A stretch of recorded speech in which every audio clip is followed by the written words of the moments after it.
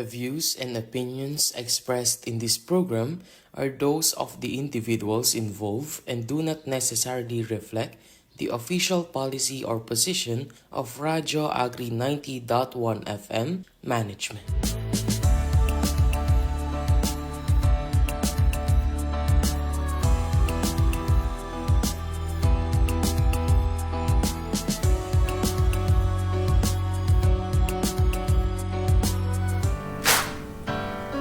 Ayan, arangkada magsasaka, usapang RCEF na. Modernong pagsasaka, kaagapay ng magsasaka. Aarangkada ang magsasaka sa tamang makinarya. Yan, isang magandang araw at ani po sa ating mga tagapakinig at sa mga nakatutok ngayon sa ating live via Radyo Agri 90.1 FM Facebook page. Welcome po sa Usapang RCEF. Ako po si Pia. At ako naman po si Gian. Kami po ang inyong makakasama at makakakwentuhan ngayong araw sa special episode ng Usapang RCEF. At syempre, bago po tayo mag-umpisa, babatiin po muna namin ang aming mga butihing direktor, ang aming Director 4 na si Sir Junicio G. Alvidia, ang aming Director 3 si Sir Joel Vidator, ang ACD Chief and Interim Director for Extension Support, Education and Training Services na si Sir Elijah Davalos, ang BPED Chief and Interim Head ng Coconut Trust Fund, Facility Management and Operations Divisions na si Sir Andres Tuates Jr. at ang LSD Chief and Interim Director for Research and Development na si Sir Nelson Santiago. Ayan, binabati rin po namin sina Sir Jet Molek G. Sobaba, Section Head po ng STIPS, at kay Ma'am Bess G. S. Magararo, Section Head naman po ng STIS. At syempre, isang mainit na pagbati rin po sa lahat ng empleyadong naririto at nakikinig, sa mga naka-field work po at sa ating mga magigiting na security guards. Sa mga driver po na kasalukuyang nakatravel, naway mag-ingat po ang bawat isa sa atin. Ayan. Siyempre, ayan, sa bagong usapang RCEF ay tampok ang mas pinagyamang talakayan tungkol sa RCEF Mechanization Program ng PhilMec. Mula po ito sa layunin ng programa, requirements upang maging benepisyaryo, mga teknolohiyang ipinapamahagi, benepisyo para sa mga magsasaka at kung paano po ito nakakatulong sa pagpapabuti at produktibidad at pagiging competitive ng sektor ng agrikultura sa bansa. Ayan. Sa huling episode po ay tinalakay natin ang RCEF Mechanization Plans for 2026 at ang pag-introduce po sa mga bagong 20 provinces na kabilang na makakabilang sa programa. Kasama po si Engineer Patricia Vergara ng FMFOD ng ating ahensya DA PhilMec. Kung na-miss nyo po ang previous episode na ito ay maaari nyo po itong balikan at panoorin sa YouTube channel ng Radio Agri 90.1 FM PhilMec. Tama ka dyan, partner, no? Pero bago po tayo magpatuloy sa ating programa ay narito ang mga impormasyon at mga aktibidad tungkol sa RCEF Mechanization Program. Panoorin po natin at pakinggan ang balitang RCEF.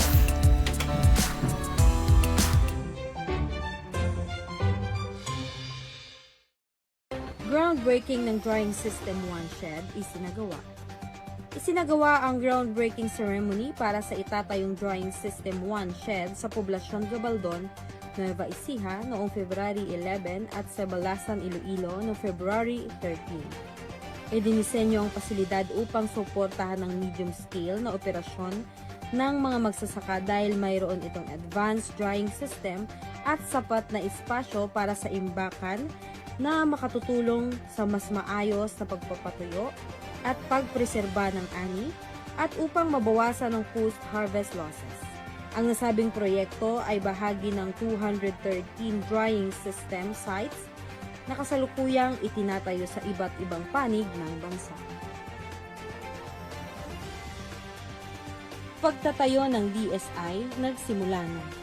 Nagsimula na noong February 2 to 13 ang iba't ibang engineering activities bilang paghahanda sa construction ng Drying System 1 Shed sa ilalim ng RCEF Mechanization Program. Mahalaga ang mga ito para matiyak ang kaligtasan, tibay at maayos na implementasyon ng proyekto na layong pagbutihin ang post-harvest facilities.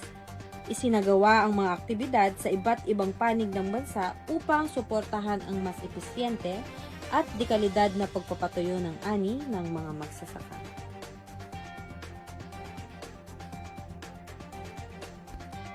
Region 3 at Calabarzon, nagsanay sa mekanisadong pagtatanim ng palay. Nasa 25 miyembro ng FCAs at LGU mula sa Region 3 at Calabarzon ang lumahok sa 2-day training sa mekanisadong pagtatanim ng palay noong February 18 hanggang 19. Ang mga lumahok na benepisyaryo ng RCEP Mechanization Program ay inaasahang higit pang mahasa ang kaalaman at kasanayan sa wastong operasyon, maintenance at troubleshooting ng mga makinarya. Pinangunahan ang aktibidad ng TMPD, FMFOD, Agri-Component Corporation at Villar Sipag Foundation. Rice Processing Facility, pinasinayaan sa Cagayan. Formal na pinasinayaan ng PhilMec ang RPS-2 na handog ng RCEP Mechanization Program sa samahan ng Pagsinggiran, Timanalon Multipurpose Cooperative mula sa Abulog, Cagayan noong February 18. Ito ay nagkakalaga ng 63.8 million pesos, kabilang ang isang multi-stage rice mill na may 2 to 3 tons milling capacity per hour at dalawang recirculating dryer na may 12 tons drying capacity per batch. Naging katuwang sa aktibidad ang BARFO Region 2, MLGU Abulog at iba pang opisyal mula sa DA at Land Bank of the Philippines. RPS-2 ipinamahagi sa copies. Formal nang itinurn over ang RPS-2 sa MLGU Pontevedra noong February 19 sa ilalim ng RCEP Mechanization Program. Nagkakahalaga ng humigit kumulang 60 million pesos ang pasilidad na binubuo ng isang multi-stage rice mill at dalawang recirculating dryer. Inaasahang magpapalakas ito sa produksyon at magpapabuti sa kalidad ng bigas sa probinsya.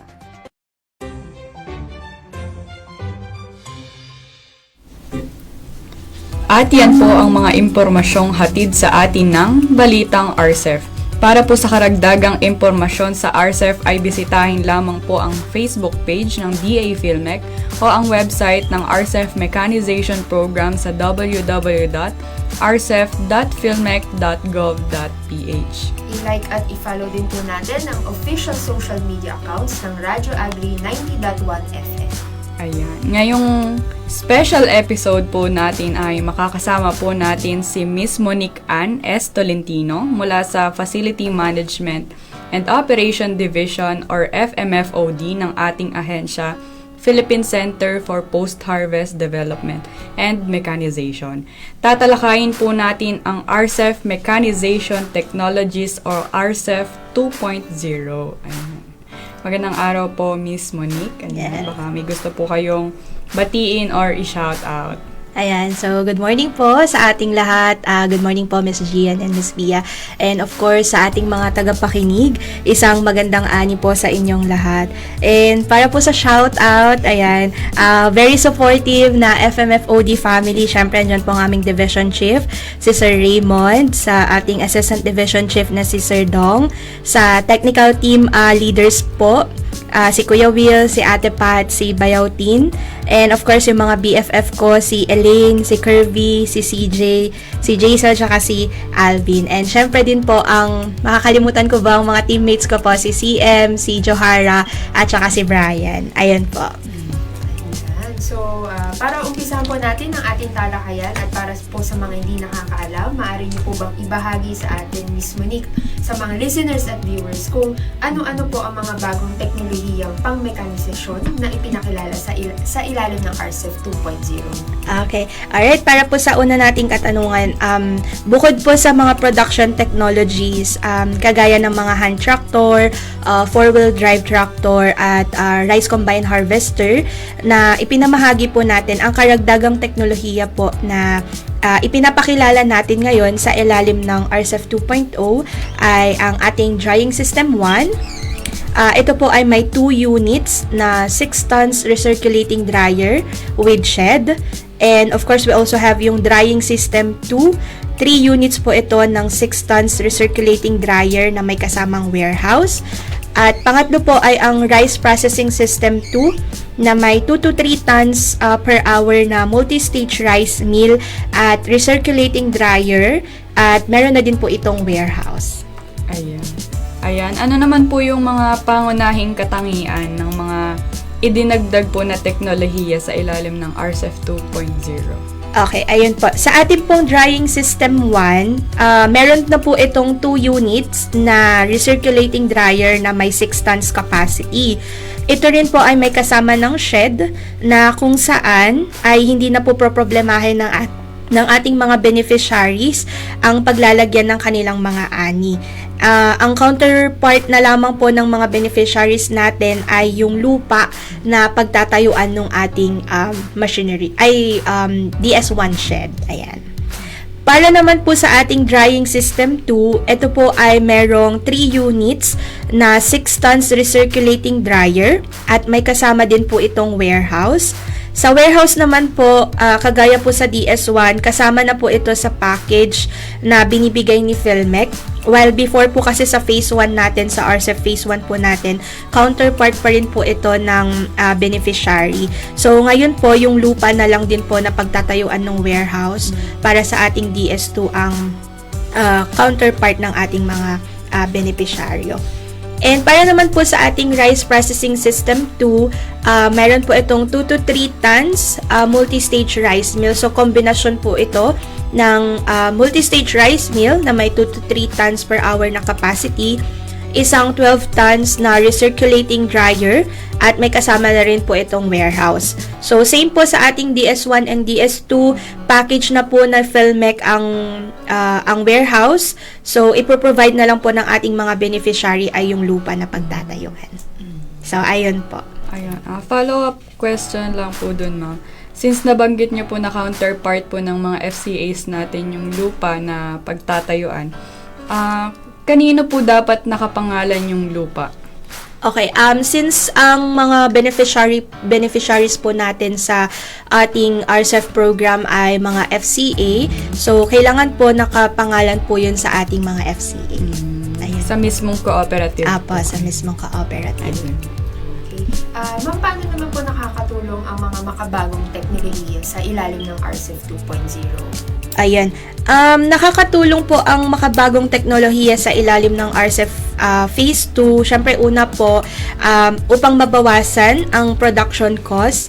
So, may study po ang PhilRice noong 2017 na para makapag-produce po tayo ng isang kilong palay, umaabot po sa 12.41 pesos ang gastos natin. So, kaya ang target po natin ay mapababa ito sa 9 to 10 pesos sa pamamagitan po ng ating mga makinarya na ipinapamahagi. And pangalawa po, syempre is mabawasan ang post-harvest losses ng mga around 3 to 5% sa paggamit ng rice combine harvester, ng dryer at saka po ng rice mill.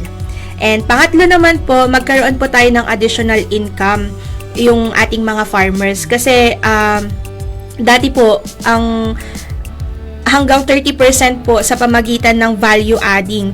Kung dati po kasi ang harvest ay binebenta kaagad after po natin na ma-harvest yung mga palay natin, ngayon ay pwede na nating isang i-process into rice. So, additional income po yun sa ating mga farmers.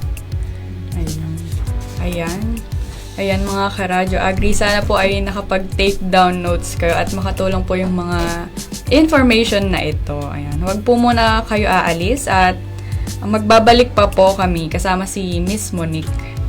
Sa mga nagpaplano naman po magsumite ng application upang maging beneficiaryo ng RCEF Mechanization Program ay narito po ang listahan ng mga Filmec office by region, kasama na rin po ang mga focal persons na maaari ninyong makontak. Starting with Luzon, for Region 1, covering the areas of Ilocos Norte, Ilocos Sur, La Union, and Pangasinan, you may contact Ms. Kimberly Gregorio, or you may visit her at FMFOD Office, Filmec, CLSU Compound, Science City of Muñoz, Nueva Ecija, or you may contact her through 0951-541-4869. For Region 3, covering the areas of Aurora, Bataan, Bulacan, Nueva Ecija, Pampanga, Tarlac, and Zambales, you may contact Ms. Merlene Daramento, or you may visit her at FMFOD office, Filmec CLSE Compound, Science City of Muñoz, Nueva Ecija, or you may contact her through 0936-137-2292.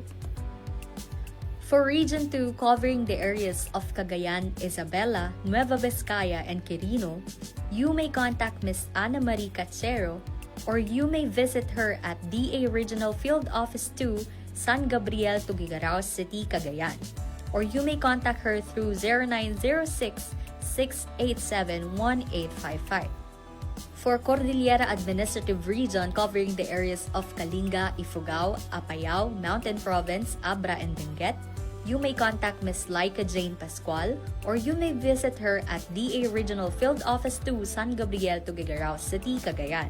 Or you may contact her through 0905-691-7462.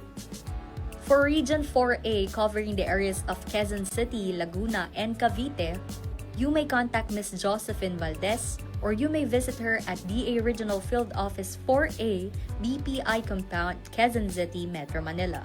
Or you may contact her through 0977-822-9420.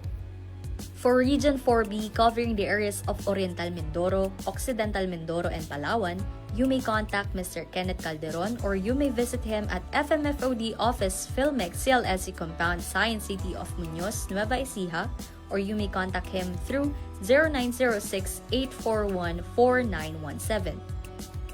For Region 5, covering the areas of Albay, Camarines Sur, Camarines Norte, Catanduanes, Masbate, and Sorsogon, you may contact Mr. Joseph Corporal Jr., or you may visit him at DA Regional Field Office 5, Pili, Camarines Sur, or you may contact him through 0950-984-4402. For Visayas, for Region 6, covering the areas of Aklan, Guimaras, Antique, and Capiz, you may contact Ms. Sandra Marie Haro, or you may visit her at Villar Sipag Farm School, Barangay San Jose, San Miguel, Iloilo, or you may contact her through 0910-745-7136.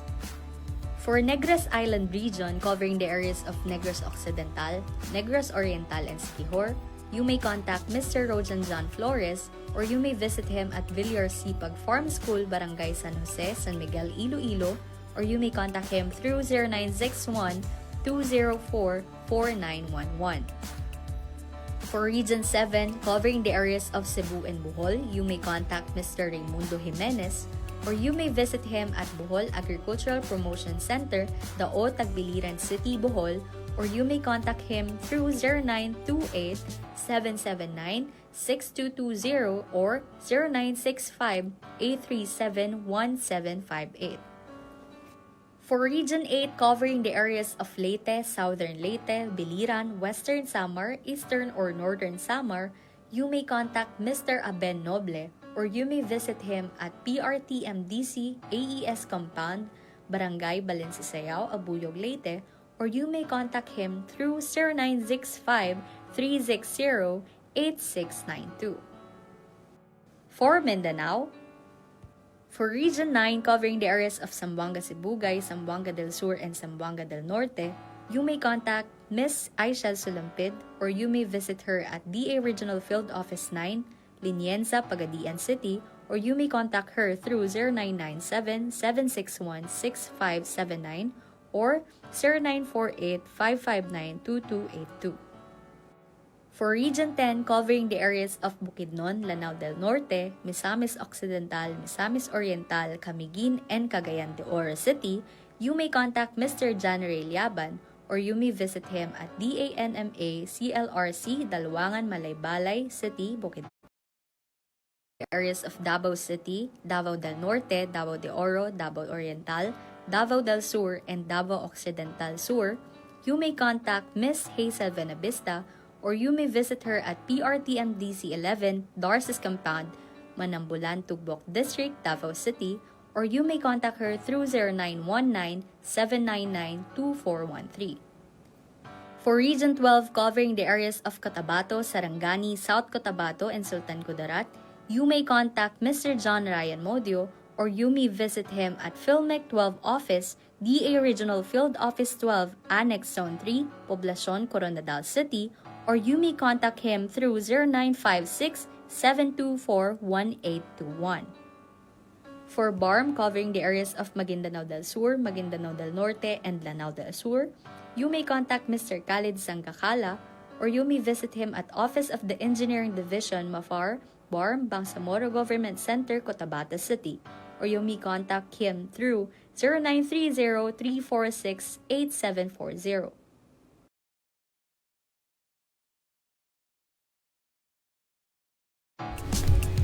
At yan po ang mga regional focus at PhilMec offices na maaari niyong i-contact kung mayroon po kayong concerns regarding RCEF Mechanization Program or sa pagpapasa po ng application. Bago po tayo magpatuloy ay magbabasa po muna tayo ng comments at pagbati po mula sa ating live viewers. Ayan. Mula dun sa ating Radyo Agri. Ayan, Facebook page. Ayan. Mula po kay Miss CM De La Cruz. Ayan. Go Ate Monique daw po. Ayan. And from Miss Tintin Salamanca. Ayan. Go Bayaw, sabi niya. And good morning din po mga karadyo Agri, sabi po ni Ma'am Badet Grospe. Ayan.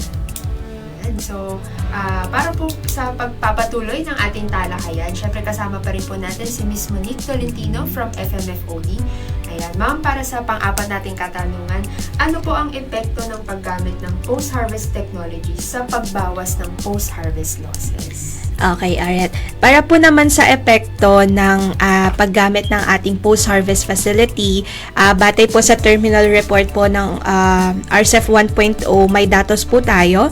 Gamit ang mga makinaryang na ibahagi natin, mayroon tayong curb post-harvest loss na 3.75% na na-reduce po natin mula sa losses na 14.51% noong 2017. Ibig sabihin po nito, 7% po ang more efficient ang ating mga rice mills. Na kung susumahin po natin, if we are going to convert it po in metric tons, makakaabuo po tayo ng 53,000 metric tons. Additional po ito na milled rice na kung saan kaya nitong magpakain ng higit 39,000 plus na Pilipino kada taon or 95,000 families per year. So, yan po ang epekto ng paggamit ng ating mga post-harvest facilities sa pagbawas po ng ating post-harvest losses. Ayan po. Ayan. Paano naman po sinisiguro, Miss Monique, ng PhilMec na yung mga technologies po na ipinapamahagi ay angkop po sa iba't ibang kondisyon sa sakahan po ng Pilipinas? Opo. Para po masigurado nating mga taga-PhilMec po, yung mga technology na pinapamahagi natin ay angkop po sa mga kondisyon ng iba't ibang sakahan sa Pilipinas. Nagsasagawa po tayo ng field validation na kung saan yung mga field staff po natin ay nagsa-site visit po sila. At the same time, kinoconsult din po natin yung ating mga future beneficiaries kung ano po ang mabuti at tama at angkop na makinarya para sa kanila. So, tama po yun na iba-iba po ang lupang sakahan natin dito sa Pilipinas. Yung iba po may malambot na lupa, yung iba naman may matigas, yung iba po ay mas malawak, yung iba naman po ay may saktong sakahan lamang. Ayun, so kagaya po sa probinsya po ng Ifugao, hindi po ito kayang pasukin or serbisyohan ng malalaking makinarya kagaya ng mga rice combine harvester. Kaya upang matugunan po natin yung kanilang pangangailangan sa makinaryang pang-ani at panggiik, ang ating pong ibinibigay is rice reaper at thresher kung saan ito po ay mas angkop sa kanilang lugar. Ayun po. So, ma'am, depende po talaga sa mga lugar. Opo. Yes po, nakadepende po talaga. For example din po yun, aside from Ifugao, may mga ibang lugar sa Pilipinas na hindi na po rice thresher ang gamit nila, kundi rice combine harvester na. So, yun po, sinusuri po nating maigi and nagko-consult po tayo dun sa mga beneficiaries po natin kung ano po talaga yung angkop na makinarya for them para mas hindi po tayo magamit po nila ng husto yung mga ipapamigay natin. Ayan po. Importante talaga, partner, yung validation. Opo. Validate yung lugar, tsaka yung mga FCAs. Opo. Kaya meron din po tayo yung mga kaopisina po natin sa cluster. Sila po yung mga nagsa-site visit, ganyan, mga nagva-validate and nagko-consult. Ayan po. Kasi baka partner mag-request yung mga FCAs natin ng rice combine harvester. Pero Hindi ang common sa kanilang lugar. Opo. pang rice thresher pala. Tulad ng Rice example reaper. ni Ma'am sa Ifugao, opo. Yun, Ma'am, para sa huli nating katanungan, paano po nakaka-apekto ang paggamit ng makabagong makinarya, syempre sa kalidad na ani? Yes po. Siyempre, nakaka-apekto po ang paggamit ng makabagong makinarya sa kalidad ng ating ani. Una po, nakakasiguro tayo sa kalidad ng ani dahil mas epektibo na ang ating pagsasaka gamit yung mga ipinapamahagi natin ng mga makinarya. And pangalawa po, nakakatulong ang ating mga makinarya upang mabawasan po ang ating hirap at gastos mula sa preparasyon hanggang sa maibenta natin ang mga palay, yung mga na-harvest po natin. At syempre, pangatlo po dyan, pinaka-goal po ng ating ahensya at mandato po ng RCEP Phase 2 ay upang mabawasan pa natin ang ating mga post-harvest losses. Kasi kung titignan po natin, kapag mababawasan po natin ang mga post-harvest losses po natin, ito yung mas madami tayong maaani, mas madaming production, and ibig sabihin po nun kapag marami tayong ani, pag marami tayong production, malaki po ang kita natin. Ayun po. Ayan. Thank you so much po. Yes. Ayan, Miss Monique. Ayan. At yan po ang mga impormasyong hatid sa atin ni Miss Monique. Ayan. Sana po ay may natutunan kayo sa episode natin ngayong araw. Pero wag po muna kayong aalis at atin po munang panoorin ang boses ng magsasaka. Ako po si Jesse Sanchez. Ako po ang kasalukuyang chairman po ng aming kooperatiba na ang pangalan po nito ay Badeco, na kung saan Barangay Aquino Development Cooperative po. Ito po ay matatagpuan sa Barangay Aquino, sako po ng Likab, lalawigan po ng Nueva Ecija. Kami po ay nagpapasalamat sa DA, sa RC po, dahil kami po ay nakatanggap ng isang traktora, isang combine, 2 pong dryer na tig 12 tonners. Napakalaking bagay po para sa aming kooperatiba ang pagkakabigay po ng mga makinarya na to. Kasi po malaking tulong po sa mga magsasaka. Bagamat ito po ay aming pinauupahan, pero hindi po namin kaagad sila sinisingil. Ito po ay pinauutang muna sa amin, at saka po mas mababa ng konti yung aming ginagawang paupahan. Alam naman po ninyo na hindi po porke binigay po sa amin ang mga makinarya na ito ay libre. Doon nga po nagkakaroon ng problema yung ibang mga kooperatibang nakakatanggap. Kala po nila kung may binigay ito ay libre, pero hindi po. Ibinigay po ito sa atin para po ipanghanap buhay natin, para po ipang negosyo. Lalong-lalo na po yung aming 2 dryer na bagong tanggap na 12 tonner. Napakalaking bagay po para sa aming kooperatiba.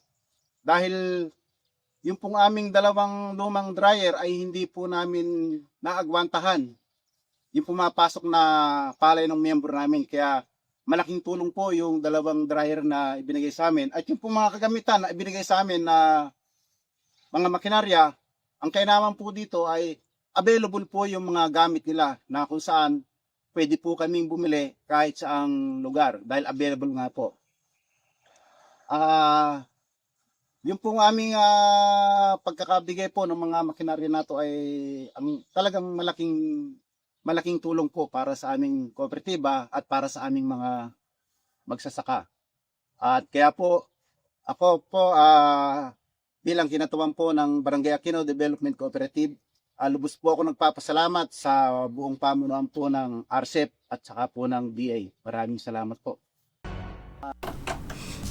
At ayan po ang ating mga beneficiaries na nakatanggap ng mga makinarya mula sa Likab, Nueva Ecija. Ayan, naway makatulong po ang mga makinaryang ito upang tumaas ang inyong ani at kita. Ayan. At dito na po nagtatapos ang episode tungkol sa RCEP Mechanization Technologies. Kasama si Miss Monique Ann Tolentino mula sa FMFOD Philmec. Ayan. Maraming salamat po sa pagbabahagi ng mga mahalagang impormasyon para po sa ating mga listeners at viewers. Ayun. So, ma'am, baka may gusto ka pang batiin. Shout out. Ayan po, para sa panghuling shoutout po, syempre binabati ko po yung family ko, Silva Tolentino family, sa mga kapatid ko po, sa mga pamangkin ko, Mommy, Daddy, hello po, I love you, ayan.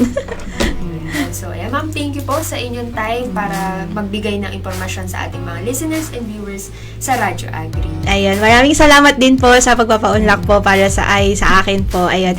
And ayun po, sa mga ka-agri po natin, masaganang ani po para sa inyong lahat. Yun. So, ayun po. Maraming salamat din po sa lahat ng mga nakinig at tumutok sa episode natin ngayon.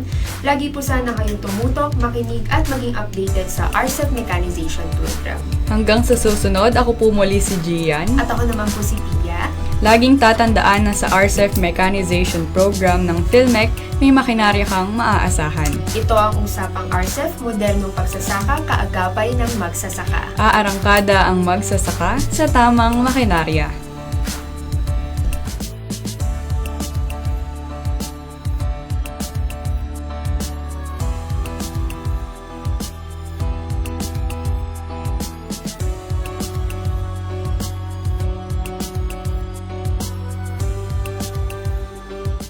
Ka-RCEP, laging maging updated dito sa Radio Agri 90.1 FM, PhilMec. We are located at AFMEC Earn Building, PhilMec Main Office, Science City of Muñoz, Nueva Ecija. Like and follow us on Facebook and YouTube via Radio Agri 90.1 FM, PhilMec. We're also on X at Radio Agri 901 FM and on Instagram at Radio Agri 90.1 FM. May tanong o komento? Text o tawag lang sa 0962-119-7445. Radio Agri 90.1 FM, PhilMec. Kasaganaan para sa bayan. Ano